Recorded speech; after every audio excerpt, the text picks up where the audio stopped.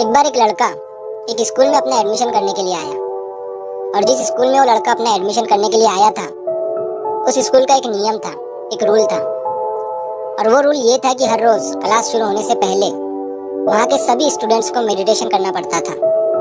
और ये रूल उस लड़के को नहीं पता था।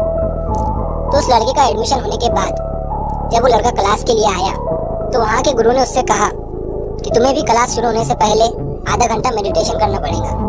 वो लड़का मेडिटेशन के लिए बैठा और मेडिटेशन करने लगा, लेकिन 2 मिनट के बाद ही उस लड़के को गुस्सा आने लगा और उसने अपनी आंखें खोल ली और वो मेडिटेशन से उठ गया। लेकिन वहाँ के गुरुओं ने उसे फिर से मेडिटेशन करने के लिए कहा।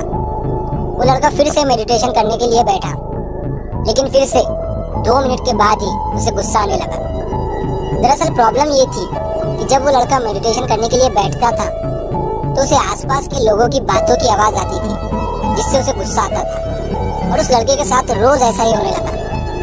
3 दिन बीतने के बाद उसने अपनी ये प्रॉब्लम उस स्कूल के एक गुरु को बताई और उस लड़के ने उस गुरु से ये भी कहा कि जब हम मेडिटेशन करते हैं तो यहाँ के लोगों को बातें करने के लिए मना कीजिए, क्योंकि जब ये डिस्टर्बेंस होता है तभी मुझे गुस्सा आता है। और जब मैं मेडिटेशन करता हूँ और कोई मुझे डिस्टर्ब करता है तो मेरा मन उस इंसान को मारने के लिए या डांटने के लिए करता है। इसीलिए मुझे मेडिटेशन करने के लिए शांत वातावरण चाहिए।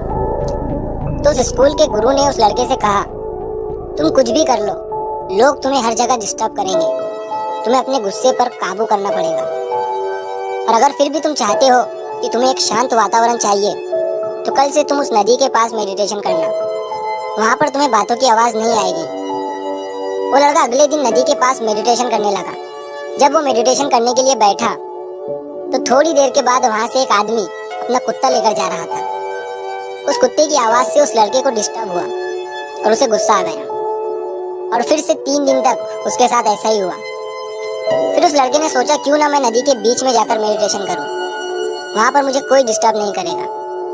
वो लड़का एक नाव लेकर नदी के बीच में चला गया और वहां पर मेडिटेशन करने लगा।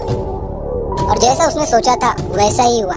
नदी के बीच में उसे किसी ने भी डिस्टर्ब नहीं किया और अब से हर रोज ऐसा ही होने लगा था। वो लड़का अपना मेडिटेशन अच्छे से कर रहा था। लेकिन 1 हफ्ता बीतने के बाद जब वो लड़का नदी के बीच में मेडिटेशन कर रहा था तभी उसे पानी की छप-छप की आवाज आई। उसने आंखें खोलकर देखा तो उसे अपने सामने एक नाव दिखी जो कि उसकी तरफ आ रही थी। उस लड़के ने उस नाव की तरफ देखकर चिल्लाते हुए कहा, अपनी नाव यहाँ पर मत लाओ, यहाँ पर मैं मेडिटेशन कर रहा हूँ। उस नाव में से कोई आवाज नहीं आई। लड़के ने दोबारा चिल्लाते हुए कहा, लेकिन फिर भी नाव उसकी तरफ आ रही थी और उस नाव ने लड़के की नाव को टक्कर मार दी। अब लड़के को बहुत गुस्सा आ गया था। लड़के ने सोचा इस नाव में जो भी होगा उसे अब मैं नहीं छोड़ने वाला।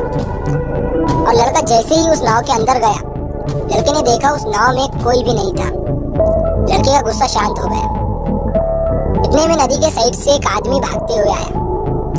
लड़के ने सोचा ये नाव उस आदमी की होगी। लड़के को गुस्सा आया और फिर से लड़का उस आदमी पर चिल्लाने लगा, लेकिन वो नाव उस आदमी की भी नहीं थी। उस आदमी ने लड़के से बोला, मैं तो यहाँ तुम्हें ये पता पूछने आया था और तुम मुझ पर ही चिल्लाने लगे। ये सुनने के बाद लड़के का गुस्सा फिर से शांत हो गया। फिर लड़का उस नाव को उस दिशा में लेकर गया जिस दिशा से वो नाव आई थी। लड़के ने ये सोचा कि वहाँ पर इस नाव का मालिक मिल जाएगा, वहाँ पर जाकर उस पर अपना गुस्सा निकालूंगा। लेकिन ये लड़का जब वहाँ पर पहुंचा तो वहाँ पर पहुंचने के बाद इसे मालूम पड़ा कि ये नाव जो है बंधी हुई थी और तेज हवा और लहरों की वजह से ये खुलकर खुद नदी में चली गई। अब उस लड़के का गुस्सा फिर से शांत हो गया। वो किसी को कुछ बोल ही नहीं सकता था, क्योंकि ये सब जो हुआ था ये तो नेचुरली हुआ था, प्रकृति की वजह से हुआ था। किसी का भी इसमें कोई दोष नहीं था। फिर उस लड़के ने 1 मिनट के लिए ये सोचा कि जब इस नाव ने मेरी नाव को टक्कर मारी थी तो तब मुझे बहुत गुस्सा आया था और मेरा मन ये कह रहा था कि जिस किसी ने भी ये किया हो उसे मैं नहीं छोड़ूंगा। और जैसे ही मुझे पता चला कि वो नाव खाली है, उस नाव में कोई नहीं है, तो मेरा गुस्सा शांत हो गया। और जब मुझे ये पता चला कि नाव किसी इंसान की वजह से नहीं बल्कि हवा की वजह से नेचुरली खुल गई थी, तो मैं अपने गुस्से को भूल गया।